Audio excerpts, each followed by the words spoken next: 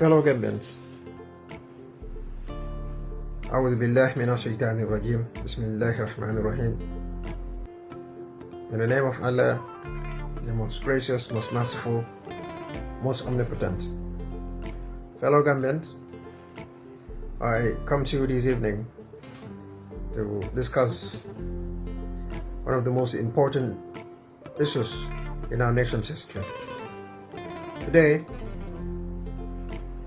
as we all go to bed, we will be reflecting on the destiny of our country, which will continue to unveil tomorrow at the National Assembly. We are on the verge of making history again. But it depends what kind of history we are making. We are at a very important threshold of history. We are at a crossroad, and as a people we must make a fundamental determination about the future of our country. This has to do with the draft constitution that is before Parliament. I have unveiled the totality of my mind about this draft. And before going further, I'm going to emphatically register that I support the draft constitution 100%. We believe that this draft should find its way to its legitimate destination, and that is the people of this country to make a determination at a referendum. That is where the draft belongs. But we know the law. We are constrained by provisions of the Constitution. And we also know that the bill has been couched in such a manner that it specifically, intentionally confers extraordinary ability on the National Assembly members to do as they like. In other words, the Ministry of Justice, Attorney General's Chambers, in conjunction with specific unnamed individuals, have arrogated themselves the power of the Republic of the Gambia, the sovereign authority of the citizens reduced into their hands. The Constitution referendum bill has been drafted in a manner that seeks to oust the power and authority of the voters of this country. We all know the huge mountain of obstacles that have been erected in the path of the ratification of this Constitution. But I'm going to talk to you today, fellow Gambians, not as a politician, but as a Gambian who loves this country and wants to see the best done for this country. You see, over the past 22 years of the dictatorship, a lot of our people shed their blood.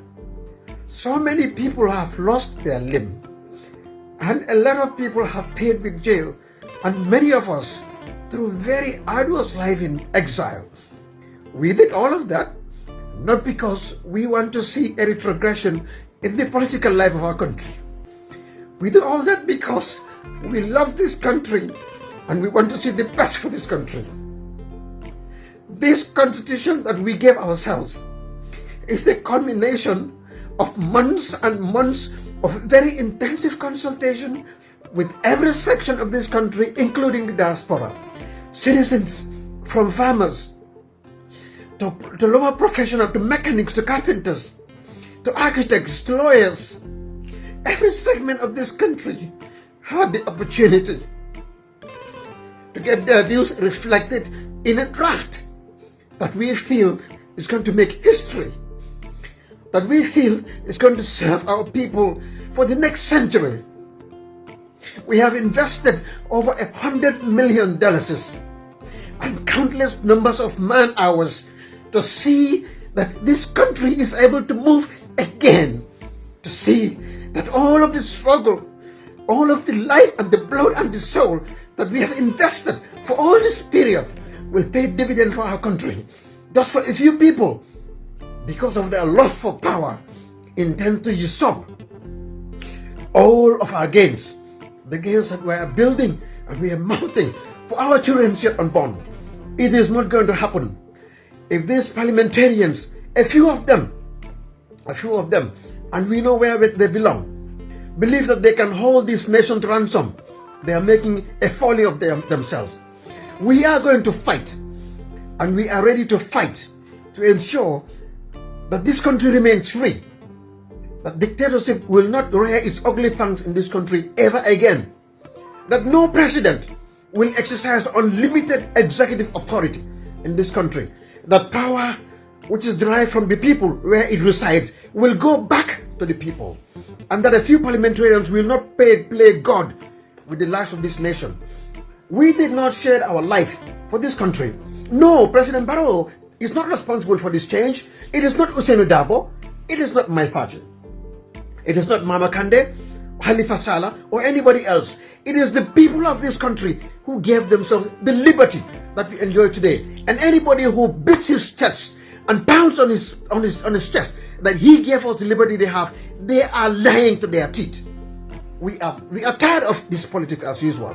You see, there are people who want to rule us for the rest of their life. It's not going to happen.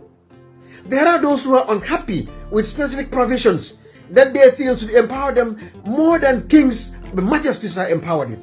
It's not going to happen. And I tell you, you make your plan, and God is planning. 2021, a lot of them who are setting up their lives, the fight of their lives, may live to regret it. So you members of parliament, as you get into that hallowed chamber tomorrow, we want you to remember the people of this country. We want you to fear God. Do what is right by this nation. Vote for the constitution so that it goes to the next stage. Let the people decide.